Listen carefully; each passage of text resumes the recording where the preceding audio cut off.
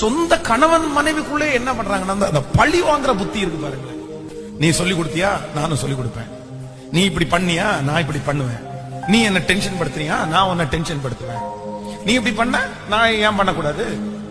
நீ அதை கவனிக்கல, நானும் கவனிக்க மாட்டேன். அதான் இது கூட மோசமானது அல்ல. தன்னுடைய கணவன் தவறான வழிக்கு போயிட்டாரு, தன்னுடைய மனைவி தவறான வழிக்கு போயிட்டாங்க. அப்போ அந்த மனுஷனை பழி வாங்கணும்ன்றதற்காக இன்னொரு நபரோடு பேசி, இல்லைன்னா இன்னொரு பெண்ணோடு பேசி, அதுல சிக்கி இன்னைக்கு வெளியே வர முடியாமல் எத்தனையோ குடும்பங்கள் சதஞ்சு போயிருச்சு. நீ பேசின இல்ல, நானும் பேசுவேன். நீ உங்க அம்மா அப்பாவுக்கு மட்டும் சப்போர்ட் பண்ற இல்ல, நானும் எங்க அம்மா அப்பாவுக்கு சப்போர்ட் பண்ணுவேன். நல்லா கவனிங்க, நம்முடைய குடும்பத்திலே பழி வாங்குற குணம் உங்களுக்குள்ளே இருக்குமானால் நீங்க உங்க குடும்பத்தை என்ன பண்ணிட முடியாதுன்னா கண்டிப்பா உங்களால கட்ட முடியாது.